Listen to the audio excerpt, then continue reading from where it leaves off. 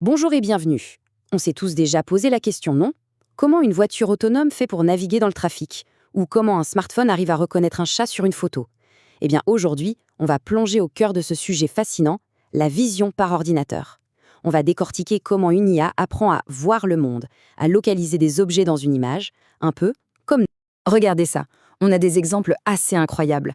D'un côté, une IA qui repère un minuscule acarien, de l'autre, une qui cartographie une rue entière, et enfin, une qui arrive à délimiter chaque personne dans une foule.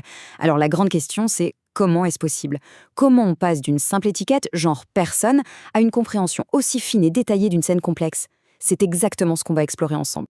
Alors pour bien comprendre, il faut commencer par le début, par les bases.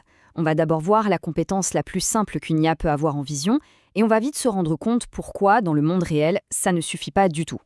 Bon, le point de départ de tout ça, c'est ce qu'on appelle la classification d'images. C'est vraiment la tâche la plus basique. L'IA regarde une photo et paf, elle lui colle une seule étiquette. Par exemple, pour cette image, elle dirait simplement Corgi. Voilà, c'est simple, c'est direct, mais vous allez voir, c'est aussi très limité. Voilà le hic. Le gros problème, c'est que cette méthode part du principe qu'il n'y a qu'un seul objet sur l'image, et qu'en plus, il est bien cadré au milieu. Imaginez une seconde une voiture autonome qui ne pourrait voir qu'une seule chose à la fois. Ce serait une catastrophe, on est d'accord? Non, pour les vraies applications, celles qui nous sont utiles au quotidien, il faut être beaucoup plus malin de ça. Allez, on passe au niveau supérieur.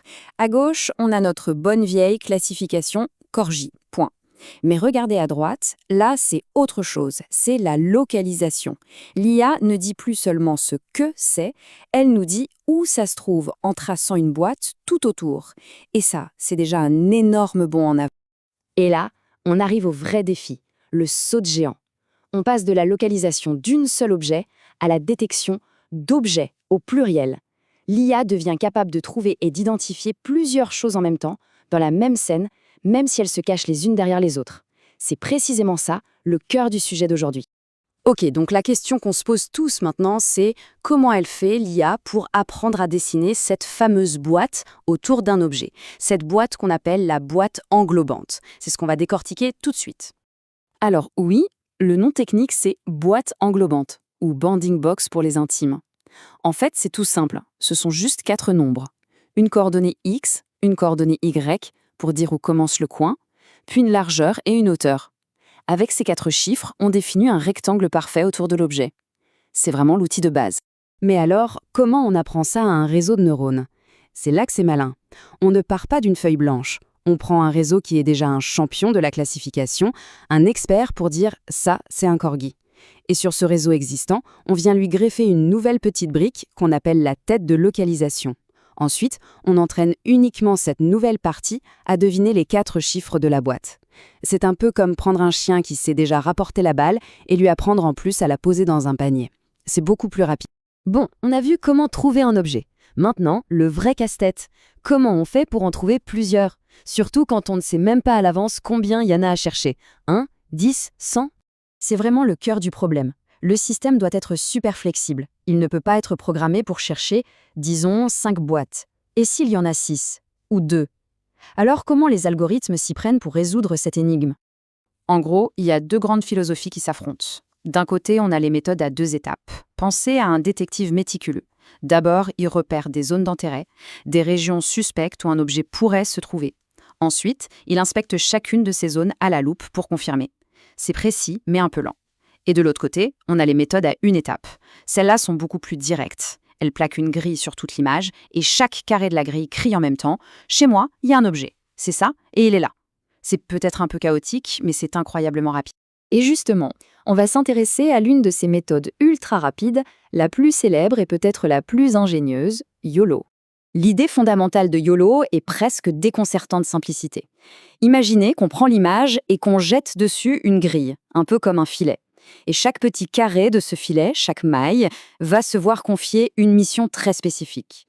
Son nom, YOLO, c'est pour You Only Look Once. On ne regarde qu'une seule fois. Et ça résume tout.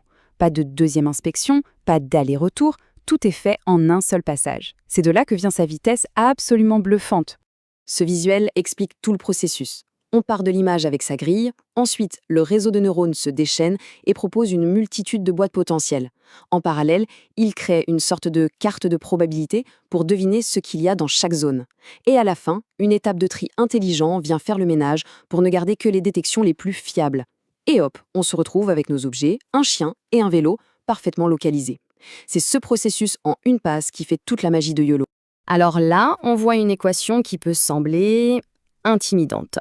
Mais pas de panique, on ne va pas faire de maths. Il faut juste voir ça comme le coach personnel de l'IA. À chaque fois que l'IA propose une boîte, cette formule calcule à quel point elle s'est trompée. Elle lui dit « Non, ta boîte est trop à gauche » ou « Là, tu as confondu un chien avec un chat ». Elle donne un score d'erreur. Et tout le travail de l'IA pendant l'entraînement, c'est de tout faire pour que ce score d'erreur diminue encore et encore, jusqu'à devenir minuscule. C'est vraiment ça le moteur qui l'a fait progresser. Voilà pour les bases, et pour YOLO, une méthode qui a vraiment tout changé. Mais attention, ce domaine évolue à une vitesse folle. Alors qu'est-ce qui nous attend? C'est quoi la suite? On pourrait penser qu'avec des outils aussi puissants que YOLO, le problème est réglé, non? Eh bien, pas du tout. Les chercheurs veulent toujours plus de précision, plus de vitesse, plus de flexibilité. Alors où est-ce que la recherche nous emmène maintenant? Quelle est la prochaine grande étape? Les pistes explorées sont vraiment fascinantes. Certains se disent: pourquoi s'embêter avec des boîtes? Si on trouvait juste le coin en haut à gauche et le coin en bas à droite, ce serait plus simple. C'est l'idée derrière CornerNet. D'autres, encore plus audacieux, adaptent des technologies venues du monde du langage, les fameux transformers. L'idée, c'est d'apprendre à l'IA à lire l'image globalement pour pointer directement vers les objets sans plus aucune grille. On repousse constamment les limites. Ce qui est sûr, c'est qu'on n'en est qu'au tout début. Chaque nouvelle avancée brouille un peu plus la frontière entre un simple traitement de pixels et une véritable perception. On se rapproche d'une IA qui ne fait pas que détecter, mais qui commence vraiment à voir le monde d'une façon qui se rapproche de la nôtre.